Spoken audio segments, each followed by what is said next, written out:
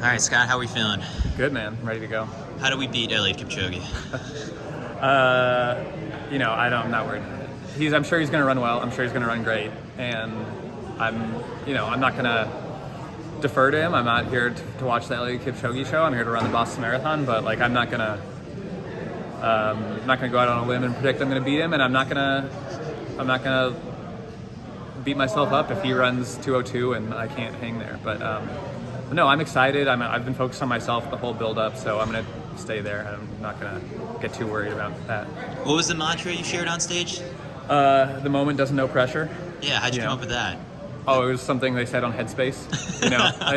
I take all my mantras from Andy Puchacombe or Cormac McCarthy or Jay-Z. So I'm not an original person at all. I'm copying everything. So this time around, I guess physically, how have workouts been feeling and everything for this build-up? Yeah, good. No real hiccups. Kind of nailed everything. Had 3 really good long runs, and then I felt good at some quicker paces, which if I can have good long runs and feel good under pace, then I think that's a pretty good recipe. How do you sort of assess success here at the Boston Marathon? Because you have 2 top American finishes, both same 7th place? Yeah, 7th place. Right, so it's sometimes you do better, but the result on paper doesn't really change aside from the time. So, yeah. I mean, you just want to finish as high as possible. Yeah, and I think I can be honest with myself at this point where if I run really well and get 7th or 8th, then what are you gonna do? This is not it's not like the NBA playoffs where you can strategically take someone out of it.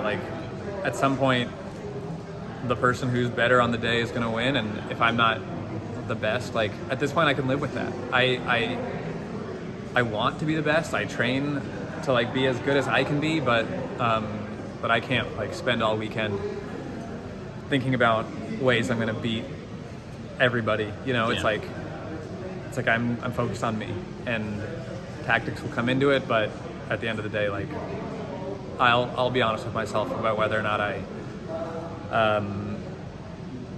I did everything I could, and I don't think I'm going to let myself off the hook by any means if I don't feel like I ran as well as I could have. So we'll figure it out afterwards.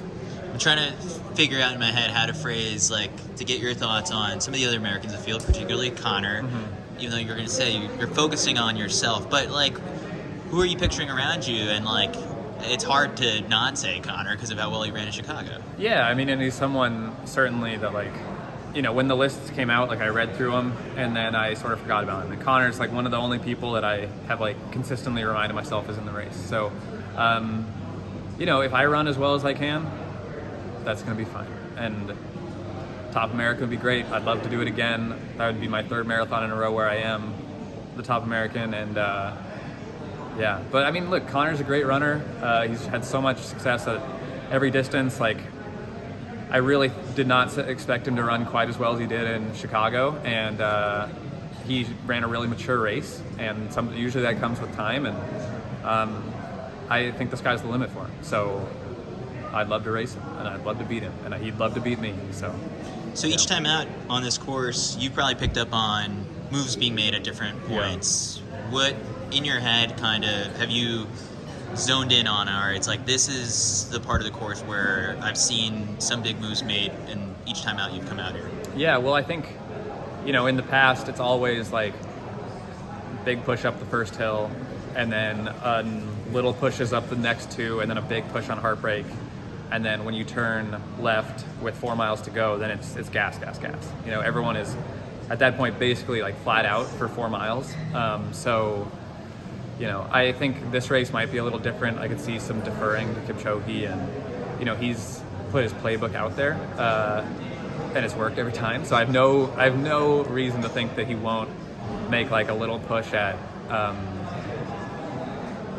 little push at 15 or 16, and then a big push either at 30K or at the top of Heartbreak or whatever, and then he'll hold it to the finish line. So where's the water station that's right before Heartbreak? Isn't there one that's yes, that's where there's a surge sometimes, and you can Des was explaining this to me, where it's you can make a choice of either take your fluids or just you have to go with the move. And yeah, so that would maybe be 35K. Yeah, because they're every 5K obviously. So I guess 30K would be 18.6, and then 21.4 would be over the heartbreak. So probably the 30K station. Is that a trend on the guy side too? Yeah, there's always a move going into every water station, just because everyone wants to be the first one to get to the table.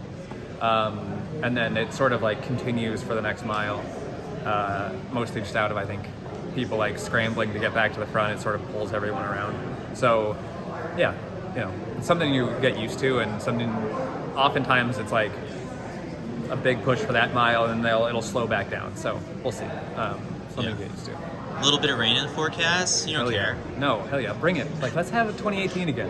Let's do it. Like, let's see who's kind of pampered and who's gonna be able to handle it. What have you had in Boulder so far? You've had we've had everything, man. Everything. It was hot this week.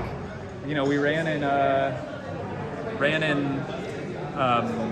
Did one of my last long runs in like kind of shitty sort of spitting rain snow. So like, whatever, man. Like, I'm gonna keep moving forward the whole time. I'm gonna try as hard as I can for 26 miles. So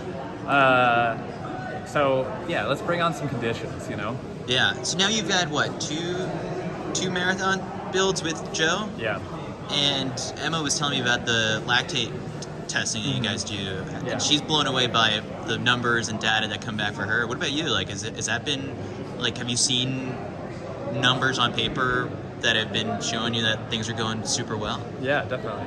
And I think, the thing I really like about lactate testing is there's no guessing about it. Like, you're not going to argue with your blood, like as long as the device measures it correctly, and we have a general idea of what numbers we should get at every sort of pace range, and then it really allows us to be like more targeted, I think. And yeah, so I've liked it, I've enjoyed it, and I've been encouraged by the data.